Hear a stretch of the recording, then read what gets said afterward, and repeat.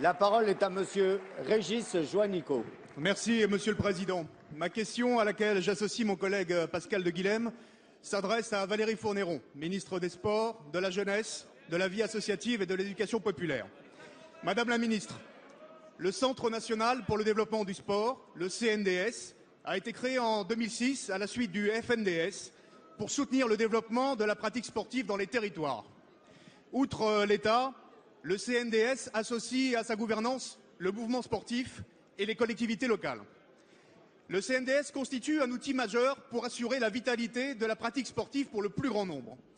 Les élus présents dans cette assemblée peuvent tous témoigner de l'importance de ces interventions pour soutenir les projets des clubs locaux, pour soutenir les équipements portés par les collectivités territoriales et pour soutenir l'accès à la pratique sportive des publics qui en sont les plus éloignés.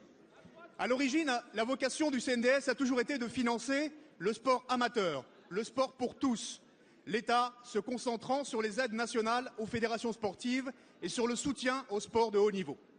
Des moyens publics importants, de l'ordre de 270 millions d'euros, sont consacrés chaque année à cet établissement public. À votre prise de fonction, Madame la Ministre, vous avez alerté les administrateurs sur la situation catastrophique du CNDS sur le plan financier, avec une dette cumulée de 485 millions d'euros fin 2012, héritage des décisions préjudiciables du précédent gouvernement.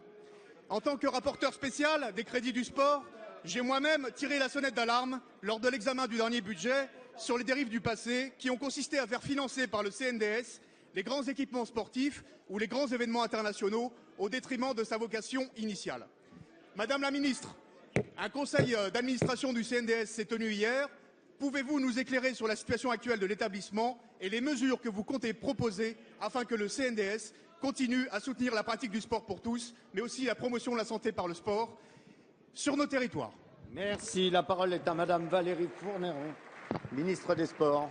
Monsieur le Président, Mesdames et Messieurs les députés, Monsieur le député Régis Juanico, vous avez raison de partager cette inquiétude sur cet outil essentiel qu'est le Centre national de développement du sport pour le soutien au sport pour tous, au sport sur nos territoires.